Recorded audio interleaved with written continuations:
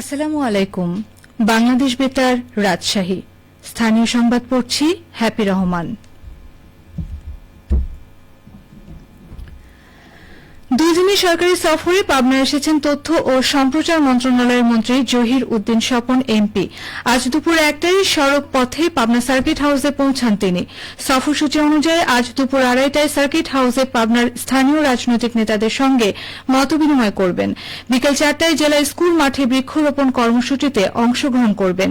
বিকেল 5টায় প্রধান অতিথি হিসেবে পাবনার স্বাধীনতা চত্বরে পাবনা বইমেলা 2026 উদ্বোধন করবেন এবং সন্ধ্যা 7:30টায় পাবনা প্রেস ক্লাব মিলনায়তনে সাংবাদিকদের সঙ্গে মতবিনিময় সভায় অংশগ্রহণ করবেন। সফরে দ্বিতীয় দিনে আগামীকাল সকালে পাবনা 5 আসনের সংসদ সদস্য অ্যাডভোকেট শামসুর রহমান শিমুল বিশ্বাসের বাড়ি পরিদর্শন শেষে ঢাকায় ফিরবেন তিনি। রাজশাহী বিভাগীয় কমিশনার ড আ.ন.ম বজলুর রশিদ গতকালে অভিভাবকদের উদ্দেশ্যে বলেছেন, কারো হামের লক্ষণ দেখা দিলে সেই বাচ্চাকে যাতে স্কুলে পাঠানো না হয়, সাথে সাথে যেন হাসপাতালে নিয়ে যাওয়া হয়। বিভাগীয় কমিশনার বলেন, গত 3 দিনে হামে আক্রান্ত হয়ে রোগীর সংখ্যা কমেছে। এটা অনেকটাই নিয়ন্ত্রণের মধ্যে চলে এসেছে। আগামী রবিবার থেকে টিকা কার্যক্রম শুরু হলে আরও উন্নতি হবে। এ সময় তিনি সকল ইউএন ও এসিল্যান্ড সহ প্রশাসনের কর্মকর্তাদের অনুরোধ করেন তারা যেন নিজ নিজ এলাকায় জনপ্রতিনিধিদের নিয়ে সভা এবং জনসচেতনতা বৃদ্ধিতে কাজ করেন। বিভাগীয় কমিশনার আরও বলেন, রবিবার টিকা পৌঁছে যাবে।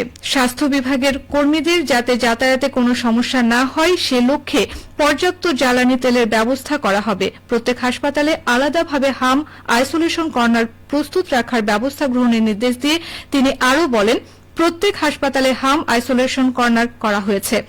যেসব হাসপাতালে করা হয়নি তা দ্রুতই চালু করা হবে। সরকারি হাসপাতালের পাশাপাশি বেসরকারি হাসপাতাল ক্লিনিকেও হামের চিকিৎসা নিয়ে যেতে পারে অনেকেই।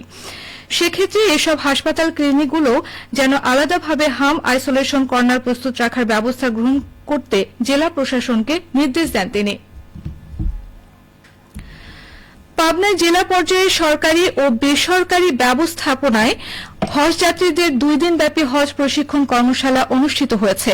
জেলা প্রশাসন এবং ইসলামিক ফাউন্ডেশন পাবনার আয়োজনে আজ সকালে পাবনা সদর উপজেলা মডেল মসজিদ ও ইসলামিক কালচারাল সেন্টারে এই প্রশিক্ষণ কর্মশালা শুরু হয়। ইসলামিক ফাউন্ডেশন পাবনার উপপরিচালক হুসাইন আলীর সভাপতিত্বে কর্মশালায় প্রধান অতিথি ছিলেন পাবনা 5 আসনের সংসদ সদস্য অ্যাডভোকেট শামসুর রহমান শিমুল বিশ্বাস। কর্মশালায় হজের নিয়মকানুন, করণীয় বর্জনীয়, সৌদি আরবে অবস্থাকালীন আচরণবিধি, স্বাস্থ্যসেবা এবং সার্বিক প্রস্তুতি বিষয়ে বিস্তারিত দিক নির্দেশনা দেওয়া হয়। সিরাজগঞ্জের বাঘাবাড়ি অয়েল ডিপো থেকে রেশনিং পদ্ধতিতে প্রতিদিনই জ্বালানি সরবরাহ দেওয়া হচ্ছে 3 বিভাগের 20 জেলায়। আজ সাপ্তাহিক ছুটির দিনেও সকাল 7টা থেকে ডিপোর জ্বালানি সরবরাহকারী প্রতিষ্ঠান পদ্মা, মেঘনা ও যমুনা পেট্রোলিয়াম 212টি পাম্পকে জ্বালানি সরবরাহ শুরু করবে। জ্বালানি বিতরণকারী 3টি প্রতিষ্ঠানের প্রকাশিত তালিকা থেকে জানা যায়, আজ রাজশাহী, রংপুর ও ময়মনসিংহ বিভাগের 20টি জেলায় 212টি পেট্রোল পাম্পকে 18,19,000 লিটার জ্বালানি তেল দেওয়া হচ্ছে। এর মধ্যে ডিজেল 14,72,000 লিটার, পেট্রোল 2,85,500 লিটার ও অকটেন 61,500 লিটার। জ্বালানি তেলের সরবরাহ স্বাভাবিক থাকায় কাটতে শুরু করেছে গ্রাহক ভোগান্তি। চলনবিল অধ্যুষিত সিরাজগঞ্জের তারাশে বাড়ছে পাটের আবাদ। চলতি মৌসুমে সিরাজগঞ্জের উপজেলায় 705 হেক্টর জমিতে পাট আবাদের লক্ষ্যমাত্রা নির্ধারণ করেছে স্থানীয় কৃষি বিভাগ। ইতিমধ্যেই 12 হেক্টর জমিতে পাট বীজ বপন করা হয়েছে। কৃষকেরা এখন পাট আবাদের জন্য জমি প্রস্তুত, পাট বীজ বপন ও পরিচর্যায় ব্যস্ত সময় কাটাচ্ছেন। ভালো ফলনের আশায় অধিকাংশ জমিতে স্থানীয় জাতের পাশাপাশি হাইব্রিড ও উচ্চ ফলনশীল জাতের বীজ বপন করা হচ্ছে।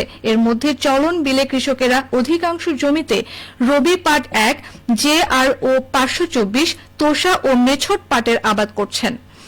তারাশ উপজেলা কৃষি অফিসার বলেন, লাভজনক হওয়ায় তারাশে পাট আবাদ বৃদ্ধি পাচ্ছে। ভালো ফলন নিশ্চিত করতে জাত নির্বাচন সহ নানা সহযোগিতা দেওয়া হচ্ছে কৃষি বিভাগ থেকে।